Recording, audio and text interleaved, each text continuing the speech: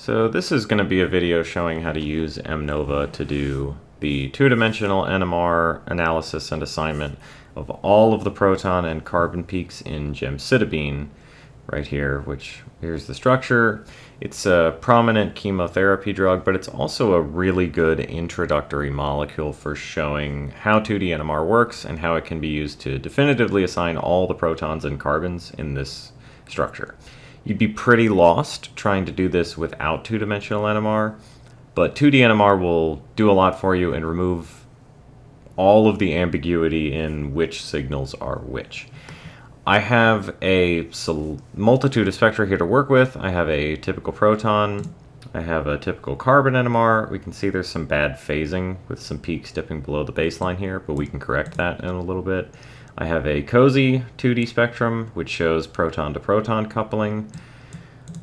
I have an HSQC, which shows single bond proton-to-carbon coupling, so essentially it tells you which protons are on which carbons.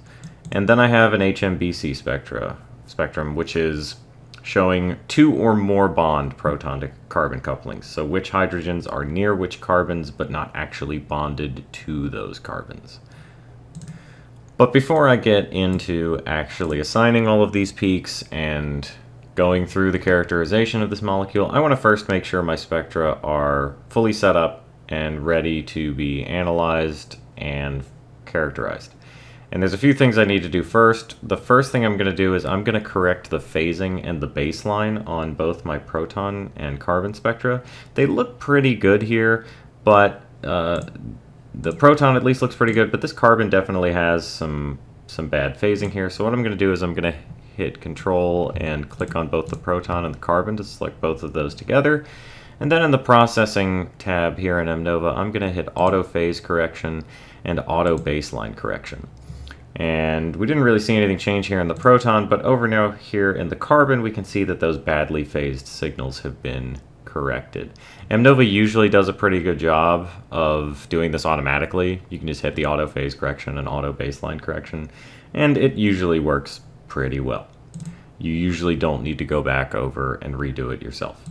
So with the phasing and baseline correction done, now I want to go to my proton spectrum, and I want to go over to the Analysis tab, and I'm going to hit Auto Integration to get the area of all these peaks, and I'm going to hit Auto Multiplet Analysis so that MNOVA can tell me what the multiplicity of these various peaks are.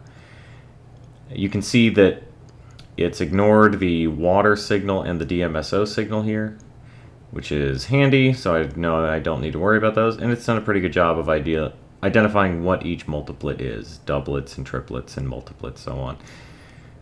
MNOVA, again, it usually does a pretty good job of this. If we spot any inconsistencies later while we're doing the 2D analysis, we can correct those. The other thing I want to do here is I want to reference my spectra. So I'm going to zoom in on my DMSO peak here because I want to make sure that the x-axis on my spectrum is correct. So I'm going to go to the reference tool here in the Analysis tab, and I'm going to click on the center peak of my DMSO peak.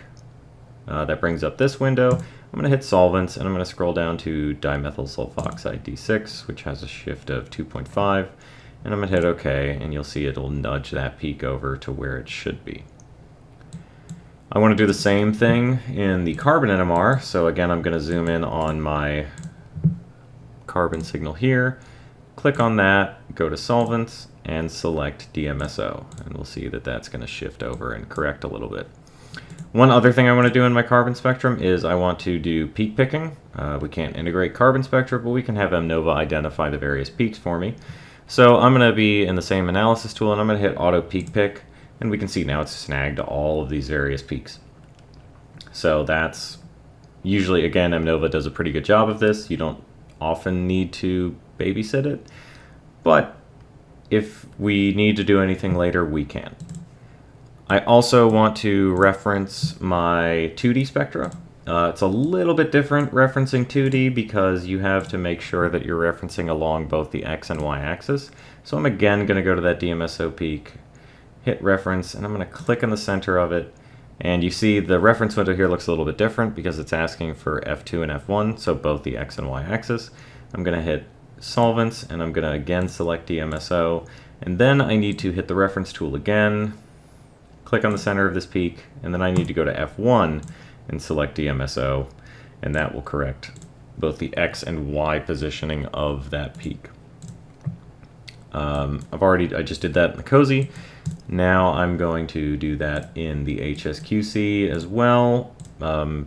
Pretty much the exact same process. The only difference is that now you're dealing with F2 being a proton spectrum and F1 being a carbon spectrum. So I'm just going to do the exact same thing here, where I click in the center of this peak, go to the reference tool, go to solvents, select DMSO, and I'm going to do the exact same thing here in the HMBC. It turns, I mean, looking at these shifts, they're actually very close to what they should be anyway, so we probably could have gotten away without doing this for this particular set of spectra, but it's just good practice to do anyway. Sometimes you'll see two-dimensional crosspeaks having really strange shifts in positioning. It can be hard to tell which peaks are which. So just like I integrated and did peak picking on the one-dimensional spectra, I want to actually do peak picking on my 2D spectra as well. So MNOVA will grab all of these for me, and it should ignore all of these diagonal peaks that are just things coupling to themselves. So if I hit auto peak pick, we can see, yes, it's ignored everything on the diagonal, but it's grabbed all the actual interesting cross peaks here for me. And I can do the exact same thing where I just hit auto peak pick. It snags all those things. It even tells me, hey, this is DMSO, don't pay any attention to it. And then I can do the same thing here in the HMBC.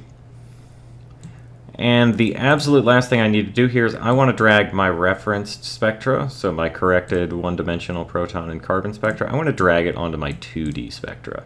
So what I'm going to do is I'm going to go down to my cozy, and I'm going to then drag my proton over to both the top and side of my 2D spectra, just to make sure that these spectra have been referenced, so their shifts are correct, but the 2D has also been referenced and corrected, so now they should match up. I'm going to go to the HSQC and do the same thing, dragging the proton to the top axis, the carbon to the side, and do the exact same thing down here with the HMBC, dragging proton there and carbon there. And with all of that done, we are now fully prepared and set up to actually go through and process this molecule. We've got all of our spectra peak picked, integrated, referenced, and phase corrected. Everything is good to go, and in the next video we'll get into how to actually start assigning and characterizing gemcitabine.